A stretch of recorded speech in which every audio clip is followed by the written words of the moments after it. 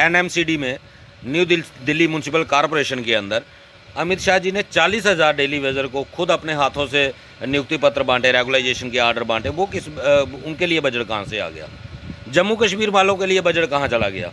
ये सिर्फ दोगली, ये डेली वेजर को गुमराह करने की एक सियासत। भाजपा के डॉक्टर निर्मल सिंह जी का जिक्र किया तो 1 साल से ज़्यादा हो गया हमारा प्रोटेस्ट चलते हुए, और इन लोगों ने हमारे साथ बहुत बार वादे किए। इस दौरान कई बार कोशिश की कि हमारी ये धरना प्रदर्शन जो है ये ख़त्म हो जाए, किसी तरीके का आश्वासन देके इस धरने प्रदर्शन को ख़त्म किया जाए। लेकिन हमें पहले भी मालूम था कि ये लोग दोगले हैं, क्योंकि 9 साल का बहुत बड़ा लंबा समय होता है। अगर ये लोग वादे पूर्ण करने की इनकी नीयत होती तो बड़ी देर का ये कर चुके होते। रही बात डेली वेजर की रेगुलाइजेशन की, डेली वेजर रेगुलाइज ज़रूर होगा।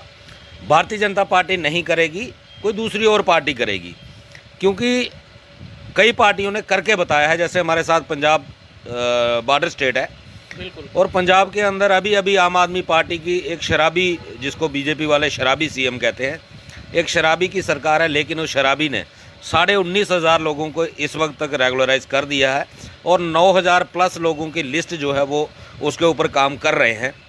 अगर वो लोग कर सकते हैं, वो जम्मू में भी आएंगे, और जम्मू के लोगों के डेली वेजर के साथ भी इंसाफ होगा। ऐसा नहीं है कि भारतीय जनता पार्टी को यहाँ लिख के दे दिया, रजिस्ट्री करवा के दे दी है कि जम्मू कश्मीर के अंदर भारतीय जनता पार्टी ही राज करेगी। सरकार बदलेगी, डेली वेजर पक्के जरूर होंगे। हाँ, इन लोगों का क्या होगा ये खुद तय कर लें। ये वही लोग हैं, ये बाहर ग्राउंड में डॉक्टर निर्मल सिंह जी जब हमारा धरना प्रदर्शन चल रहा था, यहाँ पे आके बैठे थे, हमारे साथियों को जूस पिलाया और वादा किया था कि हमारी सरकार आने दो, आप लोग हमारा साथ दो, हम आपके साथ इंसाफ करेंगे, हम आपको रेगुलराइज करेंगे। तब वादे रेगुलाइजेशन के हुए थे। बिलावर में जब मोदी जी की रैली हुई 2014 में, ललकार रैली MAM स्टेडियम में हुई थी, बिलावर में रैली हुई थी जब निर्मल सिंह जी के फेवर में। तो निर्मल सिंह जी ने वहाँ स्टेज से अनाउंस किया था, शायद उनको एक बार दोबारा वो वीडियो देख लेनी चाहिए। और बजट की उन्होंने बात की, तो बजट बढ़ाता कौन है? बजट बनाना किसका काम है? आपको ये बातें शोभा नहीं देती। आप पूर्व डिप्टी CM रहे हैं। अगर पोस्टें, आपने कहा पोस्टें नहीं है, अगर 1994 के बाद इतनी वाटर सप्लाई स्कीमें लगी, पोस्टें क्रिएट किसने करनी थी? सरकारें किस लिए लोग बनाते हैं? अगर आप प्रोजेक्टों के ऊपर पैसे लगा रहे हो, आपको पता है प्रोजेक्ट लगाना है, लेकिन उस प्रोजेक्ट को चलाने के लिए लोगों की मैन पावर की ज़रूरत पड़ेगी, तब आपका दिमाग कहाँ जाता है? इसका मतलब है आप अनपढ़ लोग सत्ता में बैठे थे, आपको इतना पता ही नहीं था कि इस प्रोजेक्ट को चलाने के लिए मैन पावर की ज़रूरत होगी, और जब मैन पावर एंगेज करेंगे उसके लिए पोस्टों की ज़रूरत होगी। वादा करने से पहले, जिस तरह आपने कहा बिलावर में रैली हुई, MAM स्टेडियम में मोदी जी की ललकार रैली हुई, ये वादे करने से पहले क्या एक सरकार में इतने बड़े बड़े जब मिनिस्टर बैठे हैं, पूरा देश चलाने की बात करते हैं, तो जम्मू कश्मीर के अंदर 61,000 डेली वेजर को पुरानी सरकारों ने कैसे लगाया, उन्होंने किस तरह से वोट बैंक के लिए आपने लगाया, कुछ भी लगाया, लेकिन ये सब चीज़ें उनको भी तो क्लियर होंगी ना। ये वादे जब उन्होंने किए, क्या सोच के वादे किए थे उन्होंने? तब इन्होंने, सब कुछ हो सकता है। अभी NMCD में दिल्ली म्यूनसिपल कॉरपोरेशन के अंदर अमित शाह जी ने 40,000 डेली वेजर को खुद अपने हाथों से नियुक्ति पत्र बांटे, रेगुलाइजेशन के आर्डर बांटे। वो उनके लिए बजट कहाँ से आ गया? जम्मू कश्मीर वालों के लिए बजट कहाँ चला गया? ये सिर्फ दोगली, ये डेली वेजर को गुमराह करने की एक सियासत है, क्योंकि LG साहब इनकी बात नहीं मान रहे। और डॉक्टर निर्मल सिंह जी का ये बयान दर्शाता है कि ये सरेंडर कर चुके हैं LG साहब के आगे। मानते हैं कि अब भाजपा पार्टी के नेता सरेंडर कर चुके हुए हैं। अब डेली वेजर के हक में आना, उनके लिए कोई बयानबाजी करना, उनके लिए कमेटियां गठन करना, उनसे डाटा मांगना, अब आपको रविंद्र रैना जी के पास या श्यामलाल शर्मा जी के पास या किसी और नेता के पास जाने की जरूरत नहीं पड़ेगी। आपको लगता है अब बिल्कुल सरेंडर हो चुका हुआ है इनका? बिल्कुल, हमें पता है इनकी कोई वैल्यू नहीं है। इनकी अगर वैल्यू होती, और दूसरी बात मैं ये कहना चाहता हूँ, इन्होंने अपनी वैल्यू खुद ख़त्म की है, किसी का कोई कसूर नहीं है। इनके पास जितनी ताकत थी, ये अपनी ताकत का इस्तेमाल करते तो ये इनके हालात ऐसे नहीं बनते। इन्होंने खुद अपनी क्रेडिबिलिटी दांव पे लगाई है और ख़त्म कर दी है। क्या मजबूरियां आ गई? कल तक आप जम्मू के लिए 2014 तक लड़ते थे, आज जम्मू खून के आंसू रो रहा है, लेकिन आज भाजपा को कोई भी नेता सामने आने के लिए तैयार नहीं है। क्या कारण है? क्या ऐसी इनकी कमियां हैं जिनके उजागर होने से ये लोग डरते हैं? कौन से वीक पॉइंट इनके एलजी प्रशासन के पास हैं?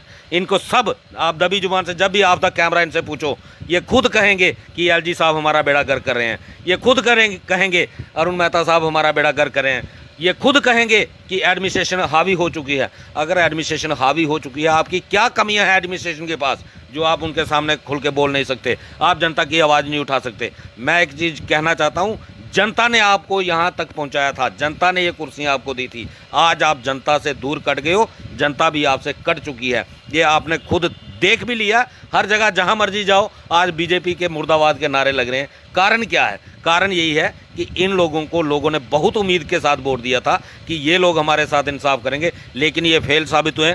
और कहीं ना कहीं विश्वासघात आपको लगता हुआ है डेली वेजेस के साथ? सबसे बड़ा विश्वासघात, क्योंकि डेली वेजर ने एक गलती की थी 2014 में इनके ऊपर विश्वास करके, क्योंकि नरेंद्र मोदी जी का एक चेहरा जब लोगों के सामने लाया गया कि विकास मॉडल, गुजरात विकास मॉडल दिखाया गया, और मोदी जी के सामने हमारे जुगल किशोर शर्मा जी उस वक्त प्रदेश के अध्यक्ष थे, और जब ललकार रैली हुई तो मंच से कहा गया कि जम्मू कश्मीर के अंदर सबसे बड़ा मुद्दा डेली वेजर 61,000 परिवारों का शोषण लगातार हो रहा है, हमारी सरकार आएगी तो हम सबसे पहले डेली वेजर के साथ इंसाफ करेंगे। आज उनको वो सबसे बड़ा मुद्दा नहीं दिख रहा। आज वो ये भी हमने बयान कई बारी पीछे हमने भाजपा के नेताओं के ये भी बयान सुने हैं, जिस तरह आपने सुनील शर्मा जी से सुना था और आपने उनको चैलेंज भी कहा था कि वहीं से जो है जब वो लड़ेंगे तो हम वहीं से उनको जाकर हराएंगे। उन्होंने ये कहा था कि डेली वेजर्स हमारे लिए कोई इतने अहम नहीं है, जिस तरह आपने अपने बयान में कहा था कि डेली वेजेस हमारे लिए कोई इतने अहम नहीं है, इनसे हमारी सरकार को, कोई आने वाली सरकार को या वोट को हमें कोई फ़र्क नहीं पड़ने वाला। हरमीत जी, इसका रिजल्ट तो तभी निकलेगा जब ये इलेक्शन करवाएंगे। हम तो कहते हैं भाई 2014 से लेके आज 100 दर्जे हालात जम्मू के बेहतर हैं। 2014 में उस वक्त हमारी फ्लैश फ्लड की वजह से स्टेट का बुरा हाल था, तब इलेक्शन हो सकते हैं। आज क्या प्रॉब्लम है? प्रॉब्लम यही है, इनको पता है हमारी 5 सीटें भी आने वाली नहीं हैं, इसीलिए डर के मारे इलेक्शन नहीं करवा रहे। रविंदर रैना जी का हमने देखा अनंतनाग के अंदर वो एक सभा को जो है वो संबोधित कर रहे थे और वहाँ के लोगों ने बड़ा बढ़ चढ़ कर उनका साथ दिया। और जब भी रविंदर रैना जी आते हैं तो श्रीनगर में पहुँचते हैं तो पीछे से बड़े नारे आते हैं कि शेर आया, शेर आया, शेर आया, शेर आया। और वहाँ तो उन्होंने ये भी कहा कि नबी का हुक्म आ चुका है कि आने वाले सीएम जो हैं वो रविंदर रैना ही होंगे। क्या लगता है कि एक तो सवाल मैं ये भी रखना चाहूँगा कि भगवान, हमने बड़ी बुज़ुर्गों से ये कहावत सुनी है कि भगवान भी उन्हीं का साथ देता है जो अपना साथ और अपने लोगों का साथ जो है वो खुद देते हैं। भगवान भी उन्हीं का साथ देता है। नबी का हुक्म जो भी होगा वो सारा आंखों पर, लेकिन नबी भी उन्हीं का ही साथ देगा जिन्होंने अपने लोगों का साथ दिया है, जिन्होंने अपना साथ दिया है। तो क्या जनता को लगता है, जो ये बोल रहे हैं कि नबी का हुक्म आया है कि आने वाले सीएम जो हैं वो रविंदर रैना होंगे, ये डेली वेजर्स अगर 1 साल से प्रदर्शन कर रहे हैं, कितनी बार रविंदर रैना जी ने आपके प्रोटेस्ट में आकर आपके साथ बैठे हैं, हर बार आपको उनके ऑफिस में जाकर घेराव करना पड़ा तो रविंदर रैना जी बाहर आए। क्या कभी वो खुद आपके यहाँ पास आ गए? और आपको क्या लगता है वाकई जो हुक्म आया है उसमें आने वाले सीएम देखते हैं आप रविंदर रैना जी? मैं इस पर एक बात कहना चाहूँगा। मैं देखिए, एक तो नबी जी का जो नाम लिया जा रहा है वो एक धार्मिक वो हैं, मैं उस पर कोई कमेंट नहीं करूँगा, लेकिन इतना ज़रूर कहूँगा, हमारे पंजाबी में ये कहावत है, हस देनी वेखे जेड़े किसे नूं रवांदे ने, किसे नूं मिटाण वाले आप मुक जांदे ने। तो आज के हालात जम्मू के आप देखें तो इन हालातों में अगर कोई बड़ा ही अंधभक्त होगा जो भारतीय जनता पार्टी के पक्ष में वोटिंग करेगा, और जहां तक हमारी असेसमेंट है तो मुझे नहीं लगता ये 5 सीटों से ज़्यादा जाएंगे। दूसरा एक कारण है, सीएम बन सकते हैं रविंदर रैना जी, इसमें कोई दो राय नहीं है। अभी आपने पीछे देखा, 4 दिन पहले मोदी जी कह रहे थे एनसीपी ने 70,000 करोड़ का घोटाला किया, और 2 दिन के बाद उनको अजीत पवार जी को उप मुख्यमंत्री बना लिया अपनी सरकार में। वो एक रास्ता इनके लिए खुला है। उस तरीके से सबको खरीद करके अगर सीएम बन जाए तो उसमें आपको लगता है खरीद फरोख्त का दौर जो है वो भाजपा पार्टी जो कहीं और महाराष्ट्र में हमने देखा, मध्य प्रदेश में देखा, या कहीं और स्टेट्स में देखा कि किस तरह से जो एमएलएज हैं उनको किडनैप कर लिया जाता है, फिर वो खरीद फरोख्त जो है शुरू होती। जम्मू कश्मीर में आपको लगता है पॉसिबल है ये चीज़ें सारी? एवरीथिंग इज पॉसिबल, क्योंकि हमने प्रैक्टिकली देख भी लिया। बड़े बड़े कदावर नेता थे हमारे, देवेंद्र सिंह राणा जी मेरे एमएलए भी रहे हैं, और वो खुद कहते थे 35 से 370 टूटेगा तो डोगरा आइडेंटिटी जो ख़त्म हो जाएगी। हो जाएगी। और आज वो उसी 370 टूटने के 35A टूटने के फ़ायदे गिनाते हैं। पहले नुकसान गिनाते थे, आज फ़ायदे गिनाते हैं। कल तक वो बीजेपी वालों को एक ही बात कहते थे कि राम के बिना इनसे कोई बात करके देख लो, ये दूसरा कोई मुद्दा नहीं जानते। देवेंद्र राणा जी तो ये कहते थे कि राम जी का फ़ोन सिर्फ रविंद्र राणा जी और अशोक गोयल को ही आता है, मुझे क्यों नहीं आता, देवेंद्र राणा को क्यों नहीं आता। आज शायद नंबर एक्सचेंज हो गया हो कुछ। तो अगर वो आज बीजेपी के गुणगान कर रहे हैं तो कल कुछ भी हो सकता है, इसमें कोई बड़ी बात नहीं है। आज आप देखें बड़े बड़े नेता जो बीजेपी की गोदी में जाके बैठ गए, जिनको बीजेपी वाले खुद कहते थे कि ये सारे करप्ट हैं, ये देशद्रोही हैं, आज वो देशभक्त भी बन गए। और आजकल मैंने एक ऐड भी देखी है, वॉशिंग पाउडर भाजपा, उस वॉशिंग पाउडर से नहा करके वो साफ़ सुथरे हो गए हैं। तो इस तरीके से सरकार बन सकती है, कोई दो राय नहीं है। लेकिन जनता इनको नहीं चुनेगी, जनता के वोटों से ये सरकार बनने से रही। हाँ, तो वोटों से नहीं बनी तो नोटों से तो बना ही लेंगे। हाँ, वो तो है। 4300 करोड़ का पार्टी के पास फंड्स पड़ा है, जो कि वाइट में है। ब्लैक में कितना होगा ये तो भगवान जाने या ये लोग जाने, लेकिन वाइट में भी 4300 करोड़ रुपया पार्टी फंड्स में जमा है। आने वाले दिनों में रवि हंस जी, आपने बड़ी एक अहम बात बोली कि जिसको दर्शाया गया, भगवंत सिंह मान जो पंजाब के सीएम बने, उनका बैकग्राउंड क्या, हर एक इंसान का एक अतीत होता है, चाहे वो पीछे कुछ भी थे। लेकिन आज जो जिस तरह से वो कार्य कर रहे हैं पंजाब के अंदर, अगर उन्होंने जिस तरह, आप डेली वेजर हैं और आप ही उनकी हिमायत कर रहे हैं कि 19,000 डेली वेजर को उन्होंने पक्का किया है और 9,000 लोगों की लिस्ट जो है वो उस पर काम उनका चल रहा है। क्या आम आदमी पार्टी की, हमने यहाँ पर भी आम आदमी की पार्टी की हालत देखी है, जो पंजाब के अंदर सरप्राइज़ है या दिल्ली के अंदर देखा, वो हमने जम्मू के अंदर ऐसा हमें लग नहीं रहा कि आम आदमी पार्टी किस तरह से कार्य कर रही है। ये आप भी अच्छी भली बातें जानते हैं। लेकिन क्या उम्मीदवारों के नाम जब इलेक्शन में अगर अनाउंस होते हैं तो जो डेली वेजर आज उम्मीद ये देख रहा है कि पंजाब में हुआ, क्या आप सपोर्ट करेंगे आम आदमी पार्टी को? देखिए, क्योंकि आपने हर पार्टी को तो करके देख लिया, अब सिर्फ आम आदमी पार्टी रह गई है जो एक एक्सपेरिमेंट करना है बस। देखिए, हमारी उन लोगों को ही सपोर्ट होगी जो नए होंगे, क्योंकि इन पुराने, चाहे वो किसी भी पार्टी से बिलोंग करते हैं, सब ने एक ही थैली के चट्टे बट्टे निकले और सब ने हमारा शोषण किया है।